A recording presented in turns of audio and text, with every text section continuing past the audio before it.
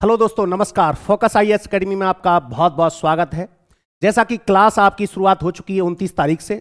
कल इसका मैंने पहले चैप्टर का पहला भाग लिया था, आज हम सेकंड पार्ट करते हैं। और कल मैंने आपको जो बताया था, आपको विशेष रूप से पता होगा मैंने क्या बताया।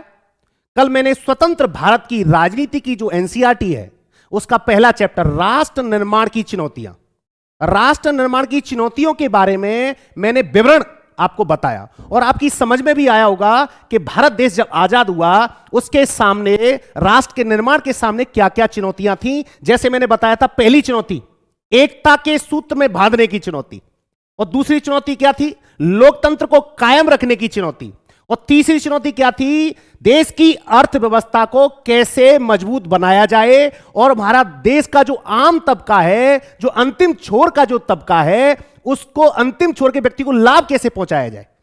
कल मैंने यह बताया। तो राष्ट्र निर्माण में चुनौतियों की तो हम चर्चा कर चुके हैं।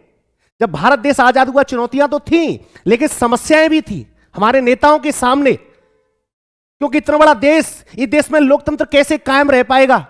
और जो देश का बंटवारा हुआ था वो विभाजन के साथ हुआ। और महात्मा गांधी ने कहा भी था कि देश को आजादी तो मिल रही है, लेकिन बंटवारे के साथ आजादी मिल रही है।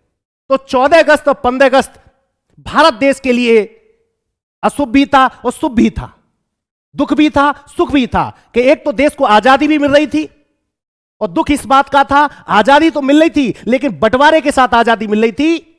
एक हिंदुस्तान, एक पाकिस्तान, जो पहले ब्रिटिश इंडिया के नाम से जाना जाता था, 1947 में दो मुल्क बने।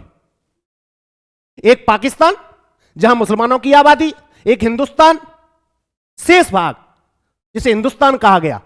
लेकिन मन में सवाल आ रहा होगा, क्या सारे मुसलमानों को भारत देश से निकाल दिया? नहीं, हमारे देश के नेता यह नहीं चाहते थे, क्योंकि भारत देश के नेता यह चाहते थे कि भारत देश के अंदर पंथ निरपेक्ष, धर्मनिरपेक्ष शासन हो, लोकतंत्र हो, यहां सभी धर्मों का बराबर सम्मान हो, यहां जाति, लिंग, भेद, धर्म के आधार पर किसी भी प्रकार का भेदभाव ना हो। लेकिन फिर भी देश का बंटवारा हो गया। आज बंटवारे की प्रक्रिया के बारे में हम चर्चा करेंगे, और बड़ी आसानी से आपकी समझ में आएगा कि किस प्रकार भारत देश का बंटवारा हुआ। इस बंटवारे के कारण भारत देश को क्या क्या झेलना पड़ा, क्योंकि भारत अमीर देश तो नहीं था। और भारत जिस समय आजाद हुआ था, जिन परिस्थितियों में आजाद हुआ था, विश्व का कोई भी देश उन परिस्थितियों में आजाद नहीं हुआ था। क्योंकि उसी दौरान जब भारत आजादी की ओर आगे बढ़ रहा था, उसी दौरान द्वितीय विश्व युद्ध चरम पे था। उसी दौरान पूरे विश्व का जो ध्यान था, जो आकर्षण था, अमेरिका ने जापान के हिरोशिमा नागासाकी पर जब बम गिरा दिए थे, तो पूरा जो फोकस था विश्व का, वो द्वितीय विश्व युद्ध पे था। तो भारत के हालात ठीक नहीं थे, लेकिन अंग्रेज फूट डालो राज करो की नीति के आधार पर भारत के दो टुकड़े कराकर चले गए, जो बड़ा भयानक था, और जिसमें सबसे बड़ा जो योगदान था देश का बंटवारा कराने में, वो मोहम्मद अली जिन्ना और मोहम्मद अली जिन्ना का द्विराष्ट्र सिद्धांत था। मोहम्मद अली जिन्ना कहते थे कि भारत में दो कौम हैं, एक हिंदू, एक मुस्लिम, और जो मुस्लिम कौम है, जो मुसलमान है, उनके लिए अलग से मुल्क बनेगा, वो पाकिस्तान कहा जाएगा। क्या कहा जाएगा? और पाकिस्तान कहा जाएगा। और मुस्लिम लीग के दौरान या द्विराष्ट्र के आधार पर मोहम्मद अली जिन्ना ने 1940 से यह प्रक्रिया शुरुआत कर दी थी कि मुसलमानों के लिए एक अलग से मुल्क होगा। तो भारत देश आजाद तो हुआ, इसलिए इस एनसीईआरटी में पढ़ के आ रहे हैं, भारत देश आजाद होने के बाद भारत के सामने कौन कौन सी चुनौतियां आई राष्ट्र के निर्माण में।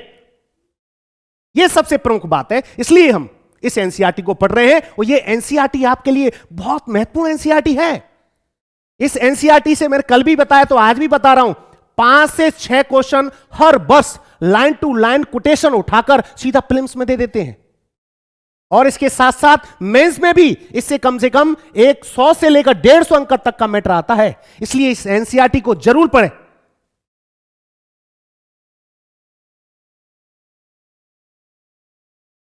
हां, अब हम चर्चा करने वाले हैं आपके सामने विभाजन की प्रक्रिया। जब भारत देश आजाद हुआ तो देश का विभाजन हुआ, और विभाजन के साथ साथ क्या क्या परेशानियां आई, क्या क्या चुनौतियां आई, किस आधार पर देश का विभाजन हुआ, उसकी हम आपके सामने चर्चा करने वाले हैं। तो फैसला हुआ कि अब तक फैसला हुआ, एक मिनट,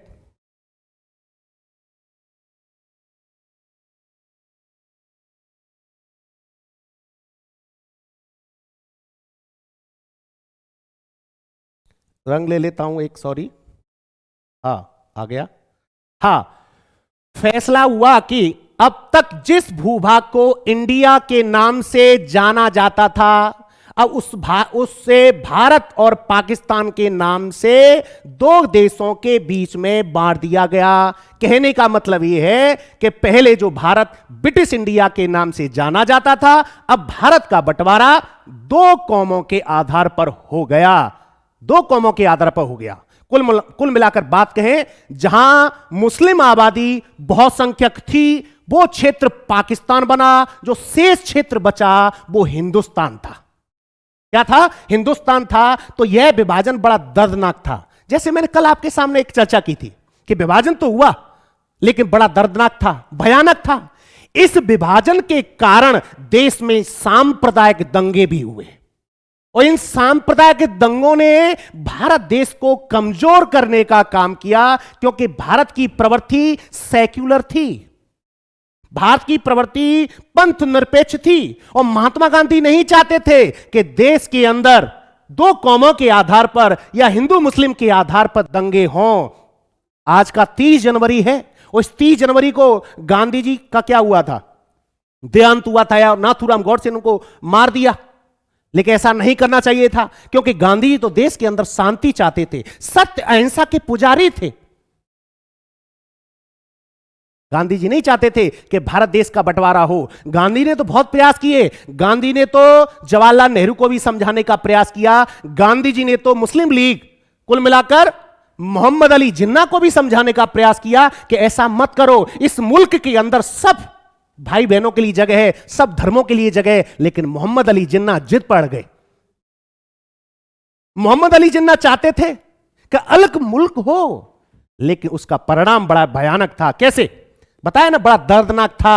और इस पर फैसला करना, अमल में लाना और भी कठिन था कि देश का विभाजन हो कैसे, क्योंकि देश के अंदर बहुत बड़ा क्षेत्र था, 565 रियासतें थी और 565 रियासतें थी, सब जगह मुस्लिम आबादी थी। अब इसका मतलब यह तो नहीं था जहां जहां मुस्लिम हो उसको पाकिस्तान बना दिया जाए, क्योंकि मोहम्मद अली जिन्ना तो यही कह रहे थे कि जहां जहां मुस्लिम आबादी है, बहुसंख्यक है, वो पाकिस्तान होगा। यही समस्या सबसे बड़ी मूल थी, यही समस्या सबसे बड़ी मूल थी। इसका कारण भारत के टुकड़े टुकड़े, छोटे छोटे टुकड़े हो जाएंगे। जो राष्ट्र निर्माण की चुनौतियां हमारे सामने आएंगी, समस्या यही थी। अब जैसे मैं समस्या को बताऊं, दिक्कत कहां थी, जैसे आपको मैं बताऊं, जैसे ये भारत है, जैसे ये भारत है और भारत के सामने ये वाला जो क्षेत्र था, पंजाब वाला क्षेत्र, और ये वाला जो क्षेत्र था, बंगाल वाला क्षेत्र था, इसको हम पश्चिमी, ये पश्चिमी पाकिस्तान जहां मुस्लिम आबादी ज्यादा थी, पश्चिमी पाक, इसको हम पूर्वी पाक, पूर्वी पाक। बाद में 1971 में ये बांग्लादेश बन गया था। यहां मुस्लिम आबादी ज्यादा थी, ये बंगाल प्रांत था। क्या था? बंगाल प्रांत। और ये दूसरा प्रांत था, ये था पंजाब प्रांत, सॉरी पंजाब प्रांत। अब यहां मुस्लिम आबादी ज्यादा थी, तो देश के बंटवारे की सबसे ज्यादा त्रासदी झेली वो किन राज्यों ने झेली, किन क्षेत्रों झेली? तो एक तो आपका पंजाब प्रांत जहां मुस्लिम बहुसंख्यक थे, और एक आपका बंगाल प्रांत यहां मुस्लिम बहुसंख्यक थे। तो इन दो क्षेत्रों को, अब समस्या एक और थी, ये भारत के दोनों तरफ थे, पश्चिम क्षेत्र में भी और पूरब क्षेत्र में भी, जिससे भारत की सिक्योरिटी का या सुरक्षा के लिए बड़ा खतरा था, सुरक्षा के लिए बड़ा खतरा था। समस्या यही थी। और कुछ रियासतें भी थी जहां मुसलमानों की आबादी ज्यादा थी, समस्या यही तो थी। तो कुल मिलाकर कहें कि विभाजन की प्रक्रिया करना कोई आसान काम नहीं था, विभाजन की प्रक्रिया करना कोई आसान काम नहीं था, क्योंकि जगह जगह बहुसंख्यक मुसलमानों की आबादी थी। और इस विभाजन के कारण ही देश के अंदर हिंदू मुस्लिम दंगे हुए। और इस देश के अंदर, जैसे मैं लाहौर की बात करूं, लाहौर के अंदर सिख और हिंदुओं की आबादी काफी ज्यादा थी,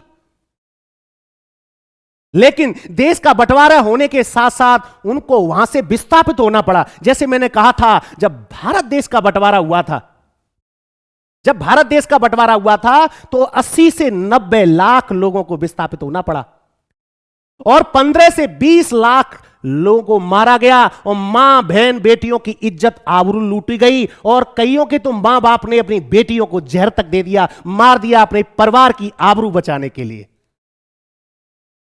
तो देश की आजादी की लड़ाई लड़ी गई और देश आजादी भी हुआ, लेकिन हमारे देश के नेताओं ने यह कभी नहीं सोचा कि देश का बंटवारा होगा, इतना भयानक होगा, विश्व का सबसे बड़ा सांप्रदायिक दंगा होगा, वो भी धर्म के आधार पर। हमारे देश के नेता इस बात से चिंतित थे, लेकिन उन्हें यह नहीं पता था कि देश के बंटवारे के साथ साथ सांप्रदायिक दंगे भी होंगे और धर्मों में आपस में वैमनस्य पैदा होगा। यह बड़ी समस्या, बड़ी भयानक थी। तो स्वतंत्र भारत की राजनीति के बाद जो जो घटनाएं घटी और राष्ट्र निर्माण में चुनौतियां आई, सबसे बड़ी चुनौती तो आपके सामने है कि विभाजन। यह बहुत बड़ी त्रासदी थी। इसने झकझोर दिया, भारत देश को कमजोर करने का काम किया। भारत देश के नेता यह नहीं चाहते कि देश का बंटवारा हो, लेकिन देश का बंटवारा हुआ। आज हम 75 वर्ष हो चुके हैं, आजाद हो गए। आज भी हम बात करें कि अब सच में भारत देश आजाद हुआ, मैं कहूंगा नहीं। आज भी हमारे देश के अंदर राजनीति के नाम पर, जाति के नाम पर, धर्म के नाम पर लोगों को मारा जाता है, काटा जाता है, वैमनस्य पैदा होता है। आज हमारा देश उन्हीं परिस्थितियों से गुजर रहा है, लेकिन फिर भी हमारा देश का लोकतंत्र मजबूत है। हमारे देश के लोकतंत्र को कोई कमजोर नहीं कर सकता। लेकिन जब भारत का विभाजन हुआ था, पश्चिमी मुल्कों को बड़ा आनंद आ रहा था, उन्हें बड़ा मजा आ रहा था कि भारत में लोकतंत्र कायम हो नहीं पाएगा। भारत तो सपेरों का देश है, क्या भारत तरक्की करेगा? भारत तो कृषि प्रधान देश है। अब हम आगे चलते हैं तो बड़ा दर्दनाक था।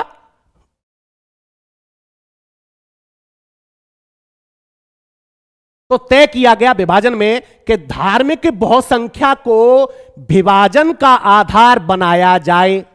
यही सबसे बड़ी समस्या थी और इसके मायने यह थे कि जिन इलाकों में मुसलमान बहुसंख्यक थे वे इलाके पाकिस्तान के भूभाग और शेष पूरा हिंदुस्तान होगा। जैसे मैंने बताया, बंगाल का जो प्रांत था उस प्रांत में मुस्लिम आबादी ज्यादा थी और जो पंजाब का क्षेत्र था वहां भी मुस्लिम आबादी ज्यादा थी। इसलिए दोनों क्षेत्रों को एक पूर्वी पाकिस्तान, एक पश्चिमी पाकिस्तान बना दिया गया। अब इनको इकट्ठा तो नहीं कर सकते थे, एक पूर्व में था, एक पश्चिम में था। हालांकि विभाजन का विरोध भी किया था कि दो कौमों के आधार पर विभाजन नहीं होना चाहिए, दो ही राष्ट्र सिद्धांत के आधार पर विभाजन नहीं होना चाहिए। सीमांत गांधी, गफ्फार खान, लेकिन उनकी बातों पर किसी ने गौर नहीं किया। उनको गांधीवादी नेता कहा जाता था, वो सत्य अहिंसा की बात करते थे, लेकिन हमारे राजनीतिक कुछ हथकंडों के कारण देश का बंटवारा हो गया, सत्ता में बैठने के कारण देश का बंटवारा हो गया, दो कौमों के आधार पर बंटवारा हो गया, जो बड़ा दर्दनाक था। जैसे गदर मूवी देखी आपने, जिस प्रकार गदर मूवी में दिखाया जाता है ना, किस प्रकार लोग, जैसे में पाकिस्तान वाला जो क्षेत्र था, पहले लाहौर था, वहां हिंदुओं की आबादी, सिखों की आबादी ज्यादा थी, उनको काटा गया, मारा गया। उसी प्रकार जहां मुस्लिम आबादी थी, हिंदुओं ने उनको मारा, जहां मुस्लिम थे वहां हिंदुओं ने उनको मारा, जहां हिंदू थे वहां मुसलमानों ने उनको मारा। इतना बड़ा वैमनस्य देश को कमजोर किया। यह बड़ी त्रासदी हमें बड़ी चिंता में डाल देती है। जैसे यह बात थोड़ी आसान जान पड़ती है कि असल में इससे कोई किस्म की दिक्कत थी। भैया दिक्कत क्यों नहीं थी?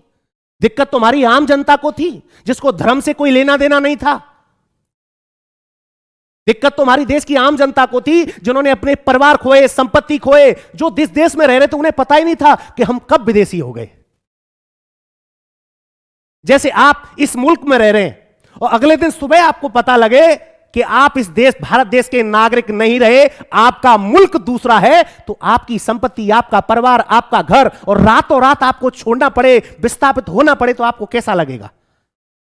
कितना बड़ा भयानक दृश्य होगा, आप वो अंदाजा नहीं लगा सकते। जिस प्रकार में गदर पिक्चर देखना जरूर, आपको इस बात का अंदाजा लग जाएगा कि किस प्रकार देश ने विभीषिका झेली। तो विभाजन की प्रक्रिया कोई आसान नहीं थी। ये देश का विभाजन तो हो गया, लेकिन कौन कौन सा क्षेत्र पाकिस्तान होगा? और कश्मीर की समस्या तो आज भी बनी हुई है, क्योंकि पाकिस्तान तो आज भी कहता है कि भारत देश ने धोखा किया है देश के बंटवारे के साथ, क्योंकि वादा तो यह था कि दो कौमों के आधार पर बंटवारा होगा। क्योंकि जब कश्मीर में तो मुस्लिम आबादी ज्यादा थी, फिर भी वो पाकिस्तान में शामिल नहीं हुआ। इसलिए पाकिस्तान ने कश्मीर पर आक्रमण कर दिया कबायलियों ने, और हमारे क्षेत्र पर कब्जा कर लिया। हमारे देश के नेताओं की गलतियां थी, वो इस बात पर ध्यान नहीं दिया, कब्जा कर लिया, जिसे हम पाक अधिकृत कश्मीर के नाम से जानते हैं, पीओके के नाम से जानते हैं। यह समस्या आज भी भारत देश के लिए नासूर है, और न जाने कितने इस समस्या के कारण हमारे वीर जवानों को शहीद होना पड़ता है देश की रक्षा करने के लिए। तो देश तो आजाद हुआ, लेकिन परेशानियां कम नहीं हुई। आज भी वो परेशानियां प्रासंगिक है हमारे सामने, आज भी वो परेशानियां हमारे सामने प्रासंगिक है। जैसे नेक्स्ट चले, जैसे पहली बात की हम बात करें, पहली बात यह है कि ब्रिटिश इंडिया में कोई एक भी ऐसा इलाका नहीं था। देखो, पहले भारत देश आजाद नहीं हुआ था, उससे पहले ब्रिटिश इंडिया के नाम से जानते थे हम। क्या जानते थे? ब्रिटिश इंडिया के नाम से जानते थे। कोई भी ऐसा इलाका नहीं था जहां मुस्लिम आबादी ना हो। समस्या तो यह थी कि पूरे क्षेत्र को पाकिस्तान बना दिया जाए। फिर तो मुसलमान जहां बहुसंख्यक न हो, ऐसी कोई आबादी क्षेत्र ही नहीं था। जैसे मैं हैदराबाद की बात करूं, हैदराबाद को अगर क्षेत्र पाकिस्तान बना दिया जाता तो भारत देश की क्या स्थिति होती? समझ रहे? अब ऐसे दो इलाके थे जहां मुसलमानों की आबादी ज्यादा थी। जैसे मैंने आपको बताया, एक था आपका पंजाब प्रांत, एक था आपका पंजाब प्रांत, और दूसरा था बंगाल प्रांत। क्या था? बंगाल प्रांत।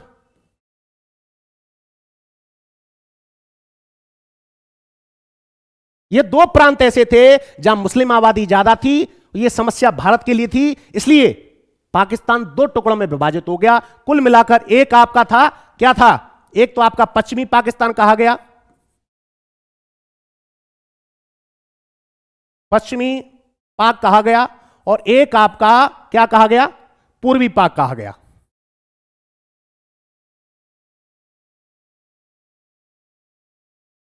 पश्चिमी पाक और पूर्वी पाक कहा गया। जैसे मैंने अभी आपको मैप के जरिए बताया, जैसे मैं यही बता दूं, जैसे ये क्षेत्र है, जैसे देखो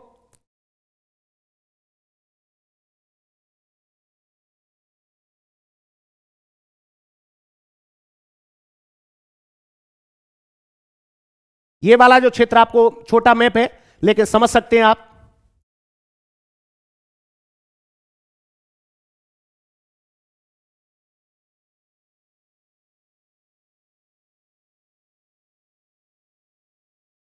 हाँ, ये वाला जो क्षेत्र है, ये क्या है? पाक है। ये इसको, ये पूरा क्षेत्र था, यहां मुस्लिम आबादी ज्यादा थी, इसको कहा गया था पश्चिमी पाक। मैंने बता ही दिया था आपको, पश्चिमी पाक। और ये था पूर्वी पाक। लेकिन इंदिरा गांधी की जब सरकार आई बाद में, तब ये पूर्वी पाक था, ये खत्म हो गया, और बाद में ये क्या बना? बांग्लादेश। क्या बना? बांग्लादेश। क्या बना? बांग्लादेश। लेकिन देश का बंटवारा हो गया। लेकिन दोनों ही प्रांतों में ये देश के बंटवारे के कारण लाखों लोगों को जान गंवानी पड़ी, लाखों लोगों को जान गंवानी पड़ी। यह बड़ी विभीषिका थी। तो विभाजन की प्रक्रिया कोई आसान काम नहीं था हमारे देश के नेताओं के सामने। एक तो भारत देश पहले ही आजाद हुआ, भुखमरी से अनपढ़ देश था, जाहिलों का देश वैसे ही कहा जाता था, बड़े गरीबी से लोग भुखमरी से मर रहे थे। उस समय ये सांप्रदायिक दंगे, कितनी बड़ी मुसीबतों का सामना करना पड़ा होगा। और इतना बड़ा देश, इतनी बड़ी आबादी, उस समय देश में मुस्लिमों की आबादी 12% थी, लगभग 12%। एक तो वैसे ही संसाधनों का अभाव था, और वो भी बंटवारे के साथ। आप अंदाजा लगा सकते हैं इस बात का। फिर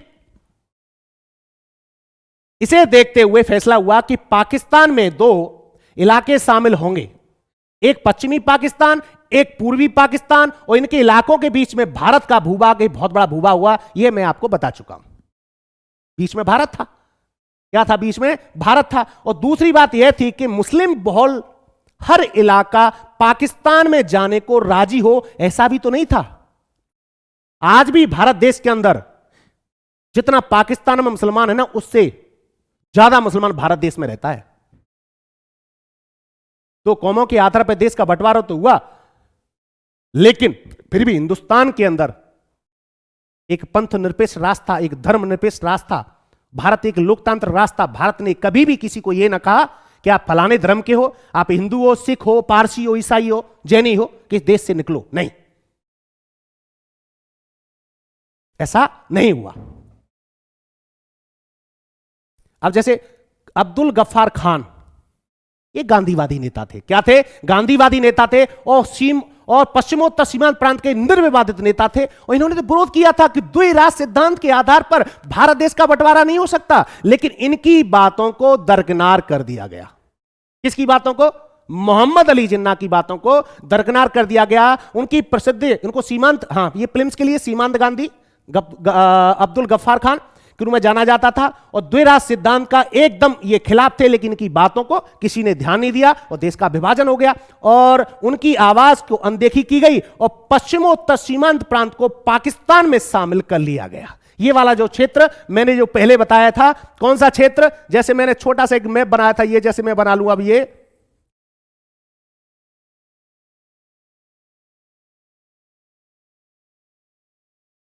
ये वाला क्षेत्र जो था, यह सीमांत प्रांत था। इसको हम सीमांत प्रांत कह सकते हैं।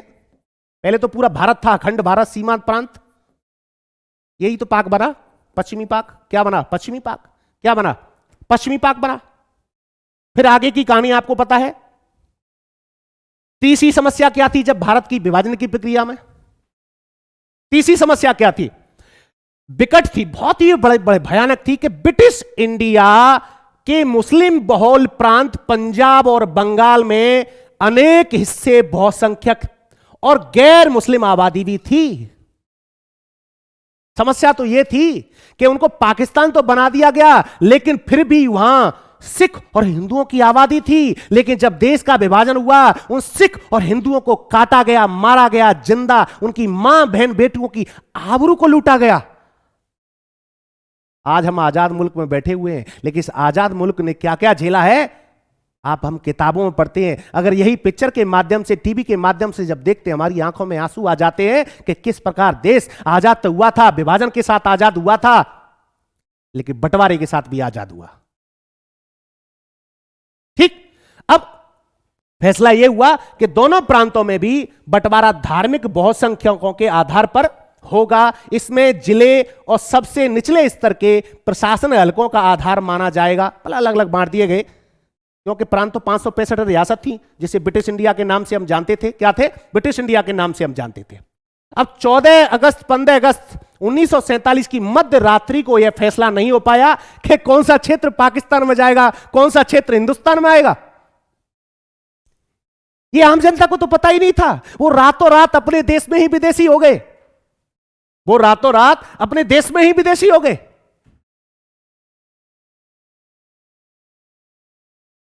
समझ रहे हैं मेरी बातों का? और समझ रहे हैं? तो कुल मिलाकर इस चैप्टर को जब हम पढ़ते हैं तो आपके जहन में कहानी के रूप में ये चैप्टर दिमाग में घुस जाना चाहिए। विजुलाइज करो चीजों को, कभी इस चैप्टर को भूलोगे नहीं, कभी कॉन्सेप्ट को भूलोगे नहीं। कैसा भी प्रश्न आए आपके पास उस प्रश्न का जवाब होगा।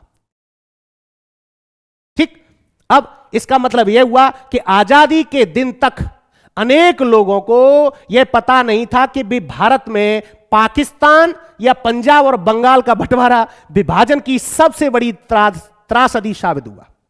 कैसे कैसे कैसे साबित हुआ? मैं यही तो कह रहा हूं, क्योंकि बंगाल और पंजाब ने सबसे ज्यादा इस विभाजन के कारण त्रासदी झेली। अपने परिवार को खोया, अपनी जमीन को खोया, अपनी संपत्ति को खोया। जब ये बात अपने आप पे लागू करेंगे तब पता चलता है कि विस्थापन कितना खतरनाक होता है और सांप्रदायिक दंगे कितने बड़े खतरनाक होते हैं। सांप्रदायिक दंगे कितने खतरनाक होते हैं। तो इसी समस्या से जुड़ी हुई एक चौथी और विभाजन की सबसे अजीब कठिनाई थी। क्या थी? अल्पसंख्यकों को थी। जैसे सीमा दोनों तरफ अल्पसंख्यक, सबसे बड़ी समस्या तो यह थी कि बंटवारा तो हो गया, लेकिन बंटवारा दोनों तरफ, एक पश्चिम के तरफ पाकिस्तान, एक पूरब की तरफ पाकिस्तान। सीमा का निर्धारण कैसे हो? सीमा का निर्धारण कैसे हो? दोनों तरफ अल्पसंख्यक, और जो इलाके पाकिस्तान में है वहां लाखों की संख्या में हिंदू और सिख आबादी भी थी। उनका शोषण हुआ, उनकी हत्याएं हुई, सांप्रदायिक दंगों में उनके परिवार को लूट लिया गया, उनकी संपत्ति को लूट लिया गया, उनकी जमीनों पर कब्जा कर लिया गया। तो राष्ट्र निर्माण में चुनौतियां तो मैंने बताई थी, लेकिन विभाजन किस किस प्रकार हुआ यह कहानी आपके जहन में बार बार आती होगी। यह कहानी आपके जहन में बार बार आती होगी। तो पंजाब और बंगाल के भारतीय भूभाग में भी लाखों की संख्या में मुस्लिम आबादी थी, लेकिन वो पाकिस्तान नहीं जाना चाहते थे। वो इस देश में, इस मुल्क में रहना चाहते थे, क्योंकि यह मुल्क, यह देश उनको पसंद था। और गांधी जी ने तो कहा भी था कि देश का, मुल्क का बंटवारा तो हो रहा है, हम किसी से यह नहीं कह रहे कि यहां से सब मुस्लिम जाओ, जो जहां रहना चाहता है रह सकता है, क्योंकि भारत देश एक सेक्युलर राष्ट्र है। भारत देश एक पंथ निरपेक्ष राष्ट्र है। यह सभी धर्मों का बराबर सम्मान होता है, क्योंकि भारत एक लोकतांत्रिक राष्ट्र है। यह सभी के फंडामेंटल राइट्स है, यहां सभी के फंडामेंटल राइट्स है। तो आज भी इस मुल्क में मुसलमान बड़ी शान से रहता है, इज्जत के साथ रहता है। अब दिल्ली सबसे बड़ा, जैसे दिल्ली में आबादी, मुस्लिम आबादी काफी थी, और उसके आसपास के इलाकों में भी मुसलमानों की एक बड़ी आबादी थी, और इन लोगों ने पाया कि हम तो अपने ही घर में विदेशी बन गए। देश में कुछ क्षेत्र ऐसे भी थे जहां मुस्लिम आबादी ज्यादा थी, लेकिन वो पाकिस्तान तो नहीं बना था, लेकिन उन्हें आभास होने लगा कि हम भारत देश में भी रहकर भी विदेशी बन गए, क्योंकि हमारी कौमों को टारगेट किया जाता है, कहा जाता कि पाकिस्तान चले जाओ। क्या क्या क्या इस देश पे हमारा अधिकार नहीं है? क्या आजादी की लड़ाई लड़ने के लिए हमने योगदान नहीं दिया क्या? ऐसा कहा जाता है, कहा जाता है। सबसे बड़ी समस्या तो थी। और कहा, मैंने पहले भी बताया था आपको, आज इस मुल्क में आप रह रहे हैं और रातों रात ऐसी कोई घटना हो जाए या देश का विभाजन हो जाए, आपको पता ना हो, और सुबह पता लगे कि ये देश आपका नहीं है, ये संपत्ति आपकी नहीं है, ये खेत आपका नहीं है, आप दूसरे मुल्क के हो, तो आपको कैसा लगेगा? तो अपने ही घर में क्या है, विदेशी बनकर रह गए। कुल मिलाकर यह बात हुई। तो जिस जमीन पर उनके पुरखे सदियों से आबाद रहे, उसी जमीन पर विदेशी बन जाना कैसा लगेगा, आप ये दर्द महसूस कर सकते हो। तो पढ़ा क्या रहा हूं आज मैं, विभाजन की प्रक्रिया किस प्रकार बताया मैंने, कि पहले भारत क्या था, ब्रिटिश इंडिया था, और ब्रिटिश इंडिया अब दो भागों में विभाजित हो गया। जहां मुसलमानों का क्षेत्र था, मुसलमान बहुसंख्यक थे, मुस्लिम बहुसंख्यक थे, वो पाकिस्तान हुआ, और शेष बसा हुआ क्षेत्र क्या था, वो हिंदुस्तान हुआ। क्या था, हिंदुस्तान हुआ। लेकिन दिक्कत यह थी कि जहां बहुसंख्यक मुसलमान थे, क्या पूरे क्षेत्र को पाकिस्तान बना दिया जाए? यही तो सबसे बड़ी समस्या थी। और इसी समस्या के कारण तो देश के अंदर सांप्रदायिक दंगे हुए, जबकि देश तो लोकतांत्रिक था, सेकुलर था, सबके फंडामेंटल राइट्स थे। समझ में आ रहा है? ठीक है। फिर तो जैसे ही यह बात साफ हुई कि इस देश का बंटवारा होने वाला है, वैसे ही दोनों तरफ अल्पसंख्यकों पर हमले होने लगे। दोनों तरफ का मतलब क्या है? दोनों तरफ का मतलब क्या है? जहां मुस्लिम बहुसंख्यक थे, माना कि 80%, और 20% हिंदू या सिख, तो जहां मुस्लिम आबादी बहुसंख्यक थी, उन्होंने 20% आबादी सिख और हिंदुओं को मारा, काटा, आबरू लूटी, बलात्कार किए, रेप किए, उनकी जमीनों पर कब्जा किया। और जहां हिंदुओं की आबादी ज्यादा थी और मुस्लिम अल्पसंख्यक थे, उनको मारा गया, पीटा गया। तो कुल मिलाकर दोनों तरफ ही त्रासदी का सामना करना पड़ा। तो यही तो दोनों तरफ अल्पसंख्यकों पर, हिंदू भी सिख भी अल्पसंख्यक थे। जहां बहुसंख्यक मुस्लिम थे, जहां बहुसंख्यक हिंदू थे, वहां अल्पसंख्यक कौन थे? मुस्लिम और सिख। तो विभाजन बड़ा दर्दनाक था। तो कोई भी इस बात का अनुमान नहीं लगा सका था कि इस समस्या का विकट रूप धारण करने जा रही है, और ये भारत देश के नेताओं को भी नहीं पता था। महात्मा गांधी, जवाहरलाल नेहरू, है ना, राजगोपालचारी जैसे नेताओं को भी इस बात का पता नहीं था कि देश का बंटवारा होगा, इन परिस्थितियों में होगा, सांप्रदायिक दंगे होंगे और देश कमजोर होगा, लोकतंत्र भी कमजोर होगा। वो दुनिया के पश्चिमी मुल्क तो चाहते ही थे कि भारत में कभी भी लोकतंत्र मजबूत नहीं हो सकता, ये जाहिलों का देश है, ये सपेरों का देश है।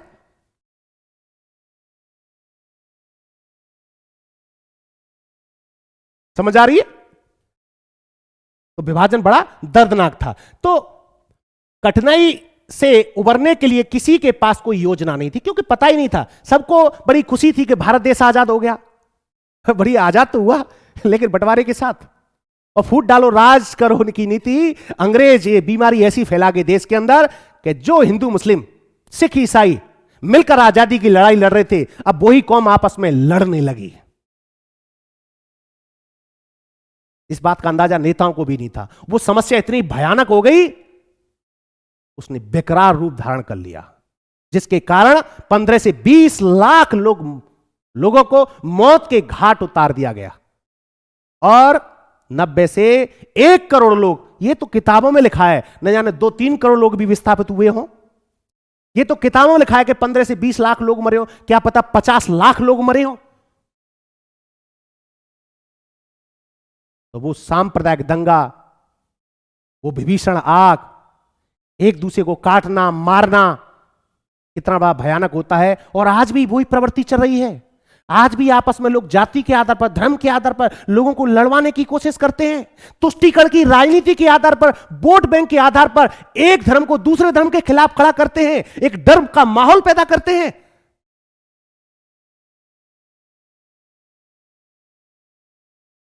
क्या लोकतंत्र खतरे में? इस देश का लोकतंत्र कभी खतरे में नहीं आ सकता। इस देश का लोकतंत्र बहुत ही मजबूत है, क्योंकि देश की आम जनता हमेशा शांति चाहती है। क्या चाहती है? शांति चाहती है। ये गांधी का देश है, और इसी शांति के लिए, सत्य के लिए महात्मा गांधी ने अपना क्या कर दिया? समर्पण। क्या कर दिया? समर्पण कर दिया। अब विभाजन के परिणाम क्या निकले?